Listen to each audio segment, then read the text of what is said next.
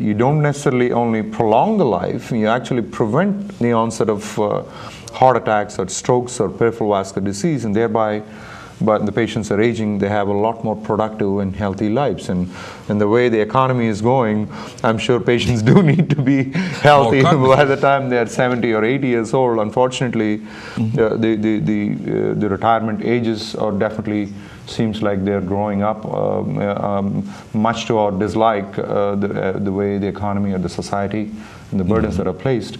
All of us would prefer to be, if you grow up to be 80 years old, I would prefer to be healthy and active and independent, as opposed to the person who was at a heart attack or stroke or at a limb loss or amputation.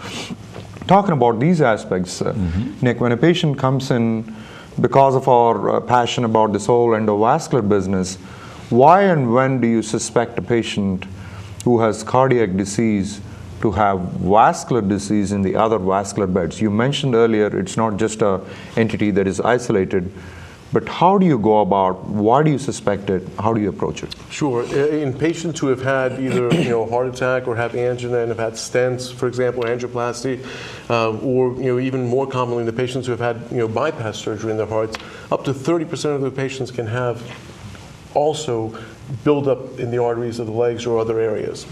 So it's very important to screen those patients appropriately. I think what we said earlier, the angular brachial index, or getting the blood pressures in the arms and legs, is important, but also getting a history from these patients.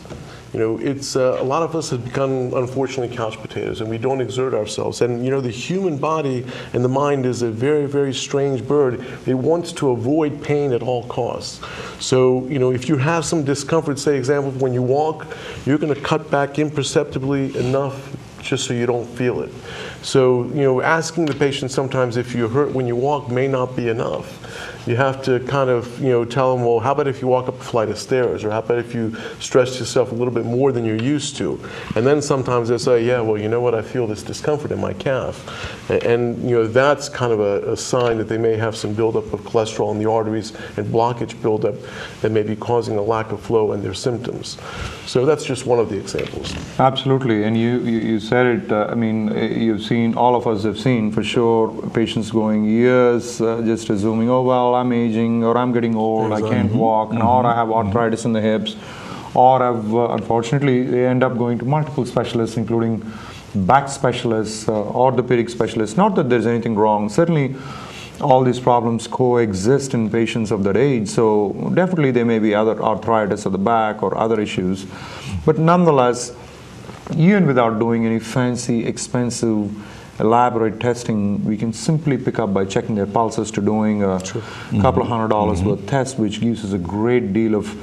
the reverse is true also, in that when a patient comes in and is referred to me or you with vascular disease and has blockages in the arteries, or sometimes they have ulcers on their toes, especially in the diabetics or smokers, or the patients have kidney failure or have end-stage renal disease where they have accelerated risk factors, you start looking the other way around. If they have vascular disease that has affected the lower extremity circulation, odds are pretty significant that they have undetected, undiagnosed heart disease and vascular disease in the carotids, which puts them at risk.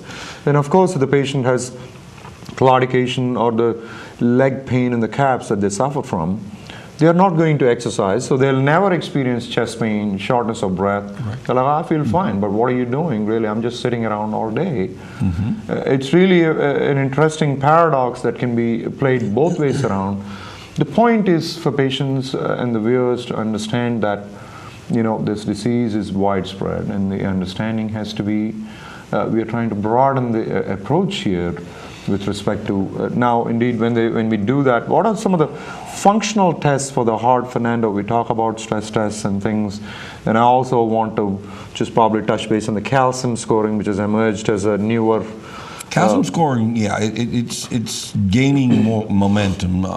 It kind of started very slow, and it's starting to gain a little bit more momentum and more acceptance, insurance company wide and other people wide. And you're getting that. It's a simple test. It's a CT scan, and we do it in the office. It's about 5-10 minutes, and you got your calcium score. It's a good screening test, if you want to put it that way. And it's not really that expensive. Now, again, I'd go back to what Vic is saying and what you've been saying, and it's basically the history. You have to sit down with them, you have to talk with them, you have to get the information. You're going to have to look at them, how they walk as they talk, sure, what they're doing, what's their history. Like you were saying, if they're diabetics, if they have high blood pressure, if they have kidney disease, they're going to have higher incidence of vascular disease. If they have lupus, rheumatoid arthritis, all these other conditions there. Again, we're trying to get and shift the paradigm from hitting behind the 8 ball, basically after the wave is passed. Now we're going to try and do something towards trying to prevent the wave from hitting us in the first place. So trying to do preventive care, trying to get people to understand. That's why it's so important about the diet and the exercise and the not smoking and all these things. And by the way, I harp on it every time I talk about it, but anyway, how can you all people smoke? It's too expensive. I saw in Walgreens the other day it was $50 a carton. I mean, you can use $50 better for your gas. But anyway, it's getting into those things and getting into the evaluation. What we do to evaluate, again, and find out the functional capacities, again, it's the ankle brachial index, it's the stress ankle brachial index. If you find something, if there's something they're doing their arterial Dopplers looking for circulation, but these are not perfect even. As the cheap echo is not perfect in picking up blockages in the carotids and all these other areas, these ankle brachial index tests are not always perfect. If this person has diabetes, has atherosclerosis, and arteriosclerosis, where the walls of these arteries are almost crystallized, calcified, and they don't compress adequately, you're going to get a false reading. When you do this. So you have to have a high degree of suspicion, and the doctor's going to have to decide how he's going to go about this. Even though you may have a normal ankle brachial index, he may still want to go into the CTA and go into other studies. Doing the stress test. The regular stress test is a fantastic tool, but it has limitations. And in premenopausal women, it's even worse. It's very good in men, but still it has its limitation. There's that little area. How many of us have been told the horror story of, I had a stress test 2 months ago and it was perfectly fine. I got over 10 mets on it and here I am having a heart attack. And people get all upset. And you have to make the person understand that at the time you did the stress test, there was no flow limiting lesion. Blockage. And it may have been something that tore, and one of these smaller lesions, 30 to 40%, that had a very brittle endothelium that breaks and forms a clot, and blammo, here you go. So those are very difficult to pick up. Definitely, anyway. Yeah, absolutely. That's a great technicality that we all face. It's a challenging scenario, and more importantly for stress tests, unfortunately in the patient, based on their fitness level or their age level, a lot of them are unable to even walk to the level that we can make an accurate stress test. You cannot get their heart rate up to a level where we can see the EKG changes that would be valuable for us to diagnose that the patient has. So we do have substitutes where we can do the medication stress tests, and I think the calcium score, as we talked about earlier, probably adds on. If there's a very high calcium score in my current practice, I kind of bypass if the patient is borderline for stress test, and I kind of move on and actually offer them an angiogram, even though it is invasive. It probably gives you more bang, there is more bang for the buck, so to speak, in getting all that information. That calcium score now has more weight to it, as you put it in there. Nick, how do you approach this type of middle of the ground, this dilemma patients? Yeah, two different things. Again, the stress test is a functional test, just like you guys said, and it's important to realize that if you pass the stress test, it doesn't mean you don't have anything inside. That's right. It means that right at this moment, just like Fernando says, your arteries are adequately open enough to allow good flow under stressful situations, and that's it. But in patients who I have a high suspicion, say just like we talked about, all smoker, diabetic, and so forth, and I still have suspicion, I may move on to another test, like a more anatomy test, like an ankle brachial index, just to see if I can find any disease there. And I have a great example. A patient who came to the office sent by his primary care provider for evaluation of chest discomfort. Based on my history, it was kind of a plus-minus situation.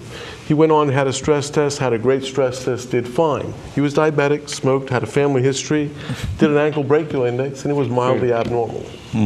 So yes, we didn't, diagnose anything bad happening in the heart at that time, but I found the cockroach in the kitchen. So therefore, I was able to tell the patient, hey, you know what? You got stuff brewing. And this can only get worse with time. Right. So your cholesterol's got to be rock bottom low, your diabetes got to be perfect, and you got to get rid of the smokes. And having that tool to tell him that was a very, very powerful tool for the patient. And he kind of, understood and saw something objective and said, hey, I could be in trouble. This is may not be bad, but I've got something Right, going. exactly. So the visit to the cardiologist does raise his awareness, definitely in that looking at it, the patient as a whole, not just addressing that specific question and being tunnel visioned about, oh, well, he came for chest pain and I'm going to address the chest pain issue. But as we talked about, looking at the patient from head to toe, understanding that the patient, the vascular disease is a big entity from head to toe, and if you detect it one place, you really have to hop the patient, get on them, and try to encourage them to. And with that, we do have a caller, Izzy from Doosan. Good evening, Easy. Yes. What's your question? Okay. I've been diagnosed with AFib, Coumadin, this new Pradaxa. Medicine. Pradaxa. that came. Yes. Why is that one? You can be on that one and not have any blood tests. And every month I have to go do a blood test to check my Coumadin level. That's very simply answered, and if you don't mind, gentlemen, I'll Please, kind of go go for ahead. that. I'm going to answer it offline, okay? We need to answer that question for a lot of people. Sure. Okay. The important thing to understand about this is the following. First of all, Coumadin had been the only anticoagulant, and I didn't say blood thinner, I said anticoagulant. When you take Coumadin, it doesn't thin your blood. You're not thinning paint to paint. You're basically preventing the formation of clots. But Coumadin, the problem is where it works within the body is affected by the amount of vitamin K that you consume. In other words, if you get to a therapeutic level on your Coumadin and you're well anticoagulated and you eat something that has a lot of vitamin K, i.e. any green leafy vegetable, for example, like spinach or lettuce or what have you, you are now giving your body a high level of vitamin K. Vitamin K then interacts with where Coumadin is working and interferes with the way Coumadin works and brings your therapeutic level down. Dabigatran, which is Pradaxa, works in a totally different area. It's an anti-10A agent. It works completely separate from that. You don't have to do tests. There are no diet products that are going to interfere with the way it functions. And the other added advantage, if you have to have surgery, you stop it and 12 hours later you could have your surgery. The problem with dabigatran is that Pradaxa is a costly product. It's going to cost you somewhere around $200 to $300 a month because you have to take it twice a day for it to work. Then it has a limited indication, which is non-valvular atrial fibrillation. We can't just use it anywhere where Coumadin is being used. Not yet. Their studies are ongoing, and hopefully in the future we will be able to use it in different areas. So it's a very limited function that you can use it for, but it has a lot of advantages. You don't have to have the blood tests. You don't have to follow the diet. It's wonderful, but you got to remember that Coumadin is dirt cheap. It's an old product. It's been around for a long time. So your price for it is very small. So then you're going to have to balance it. What do you want? You're going to pay more for the Pradaxa and forget about all the tests and the diet, or are you going to save some money and still have to do the tests and all the labs? So it's a balance act. I guess that's right. I mean, anything that comes in, certainly the indications could likely broaden in the near future as we have more data that's already available in Europe where it has been used for longer periods. But unfortunately, the price point is the Achilles heel of using Pradaxa broadly across all the atrial fibrillation. Certainly, it's a restricted group of patients. With that, we'll take a small break and come back again to finish this session. I never thought